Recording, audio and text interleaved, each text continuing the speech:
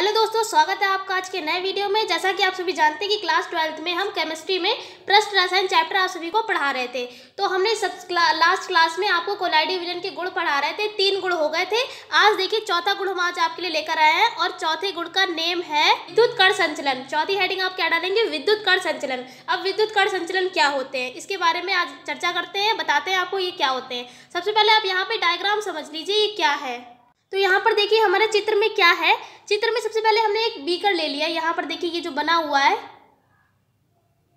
ये हमने ले लिया है। फिर हमने क्या किया, इसको एक सिरे को हमने एनोड से जोड़ दिया है और एक सिरे को हमने कैथोड से जोड़ दिया है। कैथोड और एनोड तो आप समझते ही होंगे। जैसे कि जो नहीं समझता उसको भी बता देते हैं। कैथोड का मतलब होता है माइनस और एनोड का मतलब क्या होता है? प्लस होता है। देखिए ऊपर लिखा भी है प्लस और माइनस। एनोड आपने तार देखा होगा, उसमें 2 कलर के होते हैं। एक तार 2 कलर के मिलकर बना होता है, जैसे कि उसमें रेड होता है और ब्लैक होता है। रेड वाला जो होता है वो कौन सा होता है? एनोड होता है। और जो ब्लैक वाला होता है वो कौन सा होता है? कैथोड होता है। तो एनोड कैथोड के बारे में भी हमने आपको बता दिया है। फिर हमने यहाँ पर देखिए इसको छड़ से जोड़ दिया है, मतलब यहाँ पर स्टैंड लगा दिया है जिससे कि ये जो बीकर है वो रुका रहे। फिर हमने क्या किया, इसके अंदर ये जो छोटे छोटे हमने डॉटेड बनाया है ये क्या है? कोलाइडी विलयन। यहाँ पर हमने कोलाइडी विलयन इसके अंदर भर दिया है। पूरे में देखिए कोलाइडी विलयन भर दिया है। जब हम इस कोलाइडी विलयन को हम विद्युत क्षेत्र में रखेंगे, इसका मतलब है इलेक्ट्रिक फील्ड में रखेंगे, तो इनके जो कण हैं वो कुछ कण एनोड की ओर गति करने लगते हैं और कुछ कण जो होते हैं वो कैथोड की ओर गति करने लगते हैं। जो कण मतलब जो एनोड की ओर होने वाली गति को हम क्या कहेंगे? देखिए एनोड का मतलब क्या होता है? धन। धन का मतलब होता है प्लस। कैथोड का मतलब माइनस यानी कि ऋण। प्लस को क्या कहते हैं? धन, और माइनस को कहते हैं हिंदी में ऋण कहते हैं। तो जो एनोड की ओर गति होगी उसको हम क्या कहेंगे? ऋण कण संचलन, यानी कि उसका अपोजिट होगा। और जो कैथोड की ओर गति होगी उसको हम क्या कहेंगे?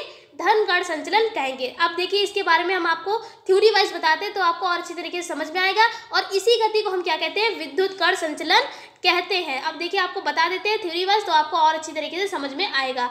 देखिए यहाँ पर लिखा है कि जब कोलाइडी विलयन को विद्युत क्षेत्र में यानी कि इलेक्ट्रिक फील्ड में रखा जाता है तब इसके कण लगातार कैथोड या एनोड की ओर गति करने लगते हैं। कोलाइडी विलयनों की इन गति को ही हम क्या कहते हैं? विद्युत कण संचलन कहते हैं। कैथोड की ओर होने वाली गति को धन कण संचलन, जबकि एनोड की ओर होने वाली गति को ऋण कण संचलन कहते हैं। देखिए अभी हमने आपको बताया कैथोड का मतलब क्या होता है? कैथोड क्या होता है? माइनस होता है यानी कि ऋण होता है, लेकिन इसका अपोजिट करना है। अगर कैथोड की ओर गति होगी उसको कहेंगे धन कण संचलन, लेकिन अगर एनोड की ओर गति होगी तो उसको क्या कहेंगे? ऋण कण संचलन कहेंगे। और जब हम यहाँ पर इलेक्ट्रिक फील्ड में किसको रखेंगे? कोलाइडी विलयन को अगर इलेक्ट्रिक फील्ड में रखेंगे तो इसके कण लगातार कैथोड या एनोड की ओर गति करेंगे और इस गति को ही हम क्या कहेंगे? विद्युत कण संचलन कहेंगे। देखिए बहुत इजी तरीके से हमने आपको बताया है। फिर हम आपको बहुत अच्छी तरीके से बता रहे हैं कि जो भी कोलाइडी विलयन होगा उसको इलेक्ट्रिक फील्ड में अगर हम रखेंगे तो उसके कण लगातार कैथोड या एनोड की ओर गति करेंगे, यानी कि जो उसके कण हैं वो प्लस या माइनस की ओर गति करेंगे। जो कण प्लस की ओर गति करेंगे उसको हम ऋण कण संचलन, और जो माइनस की ओर गति करेंगे उनको हम धन कण संचलन कहेंगे। और इस कोलाइडी कणों की होने वाली गति को हम क्या कहेंगे? विद्युत कण संचलन कहेंगे। फिर देखिए हमने इसका एग्जाम्पल भी लिखा हुआ है कि आर्सेनिक सल्फाइड के कण एनोड की ओर गति करते हैं। अब यहाँ पर देखिए एनोड आया है। एनोड का मतलब क्या होता है? प्लस होता है।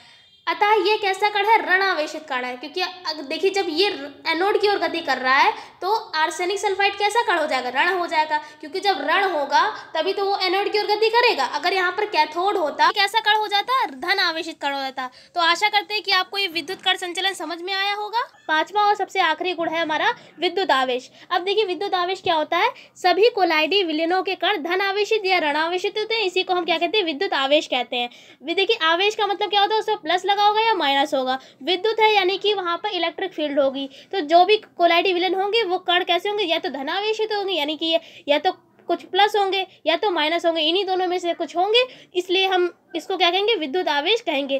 तो देखिए कोलाइडी विलयनों के गुण आज 5 पूरे हो गए हैं। ये टॉपिक पूरा खत्म हो गया है, लेकिन अभी ये चैप्टर पूरा नहीं खत्म हुआ है। इसके अगले पार्ट में हम आपको इस चैप्टर को आगे बढ़ाएंगे, स्कंदन के बारे में बताएंगे और बाकी काफ़ी सारी चीज़ें बताएंगे।